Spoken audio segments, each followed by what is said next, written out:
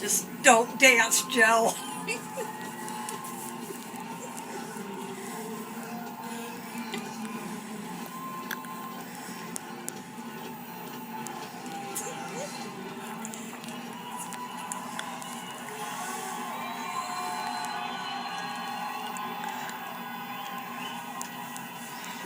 got the thing. My fellow Americans and the people who brought me to dance, Delawareans. I see my buddy Senator Tom Carper down there, and I think Senator Coons is there, and I think the governor's around. Is that Ruth Ann? And that former Governor Ruth Ann Minner. Most importantly, my sisters-in-law, my sister Valerie. Anyway. Folks, the people of this nation have spoken. They've delivered us a clear victory, a convincing victory, a victory for we the people. We've won with the most votes ever cast a presidential ticket in the history of the nation. 74 million.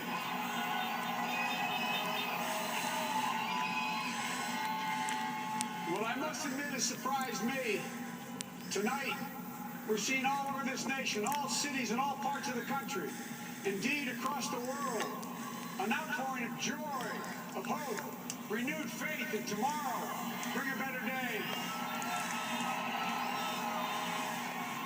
And I'm humbled by the trust and confidence you placed in me. I pledge to be a president who seeks not to divide, but unify. Who doesn't see red states and blue states, only sees the United States.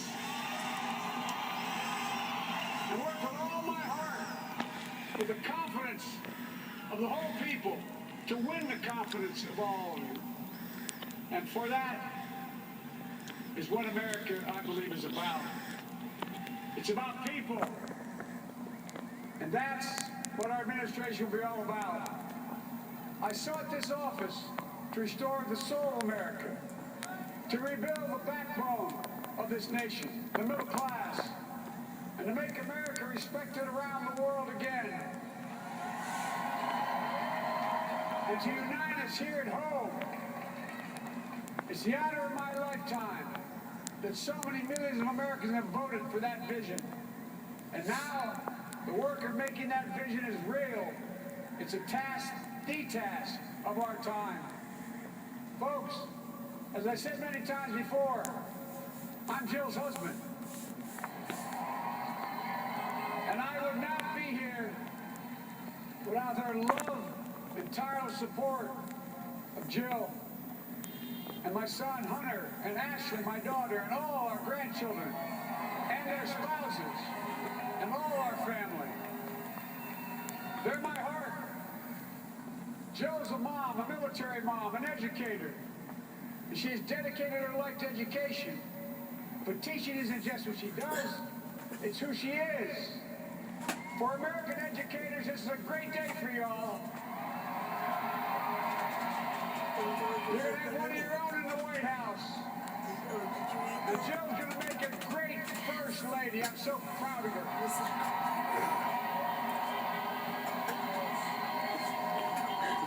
Well, I'll have the honor of serving with the fantastic Vice President who you just heard from, Kamala Harris,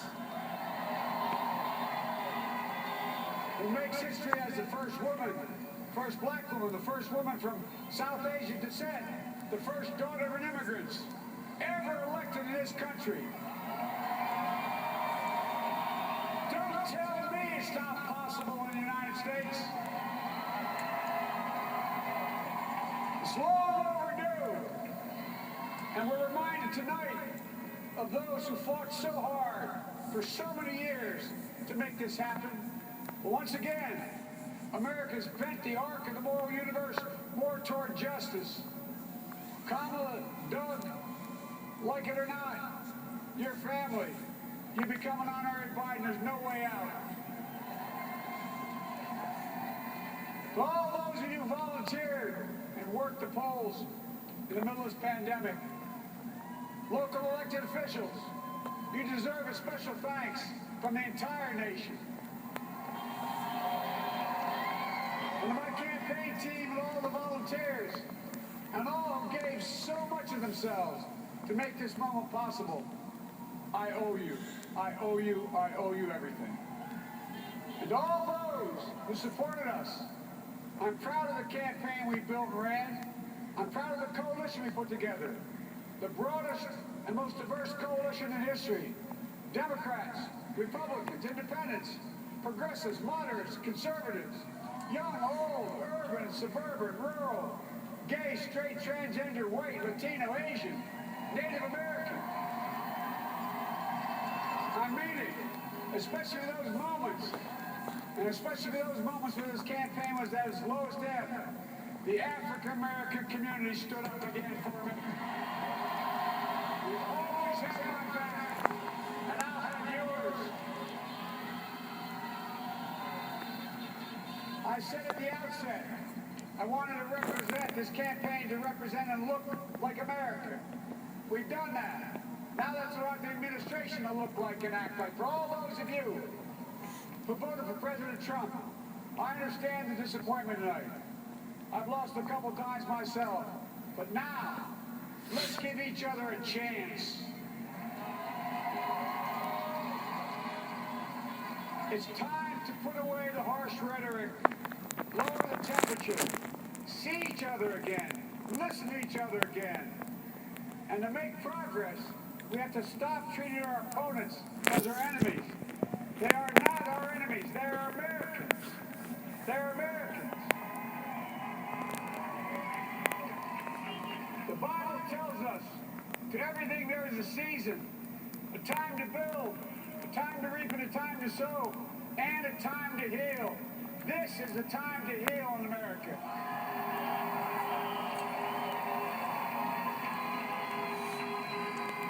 Now this campaign is over. What is the will of the people? What is our mandate? I believe it's this. Americans have called upon us to marshal the forces of decency, the forces of fairness, to marshal the forces of science, and the forces of hope in the great battles of our time. The battle to control the virus, the battle to build prosperity, the battle to secure your family's health care, the battle to achieve racial justice and root out systemic racism in this country. And the battle to save our planet by getting climate under control. The battle to restore decency, defend democracy, and give everybody in this country a fair shot. That's all they're asking for, a fair shot. Folks, our work begins with getting COVID under control. We can now repair the economy, restore our vitality, or relish life's most precious moments, hugging our grandchildren, our children, our birthdays, weddings, graduations, all the moments that matter most to us until we get it under control.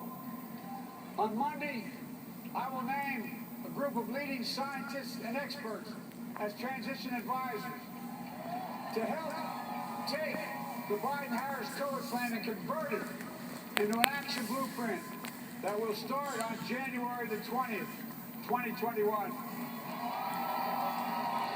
That plan will be built on bedrock science. It will be constructed out of compassion, empathy, and concern. I will spare no effort, none, or any commitment to turn around this pandemic. Folks, I'm a proud Democrat, but I will govern as an American president. I'll work as hard for those who didn't vote for me as those who did. Let this grim era of demonization in America begin to end here and now.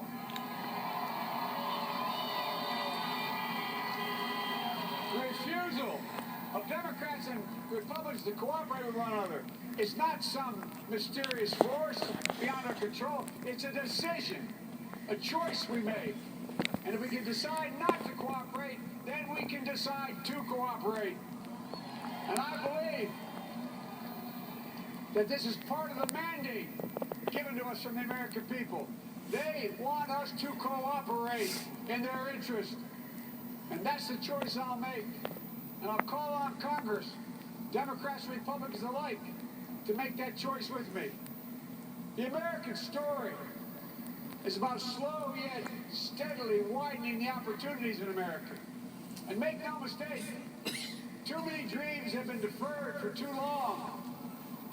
We must make the promises of the country real for everybody, no matter their race, their ethnicity, their faith, their identity, or their disability.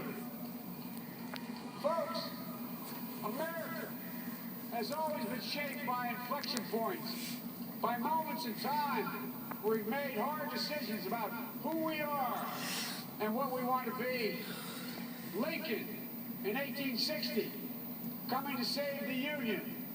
FDR in 1932, promising a beleaguered country a new deal. JFK in 1960, pledging a new frontier. And 12 years ago, when Barack Obama made history, he told us, yes, we can. Well, folks, we stand at an inflection point. We have an opportunity to defeat despair, to build a nation of prosperity and purpose. We can do it. I know we can. I've long talked about the battle for the soul of America. We must restore the soul of America. Our nation is shaped by the constant battle between our better angels and our darkest impulses. And what presidents say in this battle matters. It's time for our better angels to prevail. Tonight, the whole world is watching America. And I believe at our best, America is a beacon for the globe. We will not lead. We will lead not only by the example of our power, but by the power of our example. I know, I've always believed, many of you heard me say it, I've always believed we can define America in one word: possibilities. That, in America, everyone should be given an opportunity to go as far as their dreams and God-given ability will take them. You see, I believe in the possibilities of this country. We're always looking ahead to an America that's freer and more just, ahead to an America that creates jobs with dignity and respect, ahead of America that cures diseases like cancer and Alzheimer's, ahead to an America that never leaves anyone behind, ahead of America that never gives up, never gives in. This is a great nation. It's always been a bad bet to bet against America. We're good people. This is the United States of America. And there's never been anything we've been not able to do when we've done it together. Folks, in the last days of the campaign, I began thinking about a hymn that means a lot to me and my family, particularly my deceased son, Bo. It captures the faith that sustains me, which I believe sustains America. And I hope it can provide some comfort and solace to 230,000 Americans who've lost a loved one to this terrible virus this year.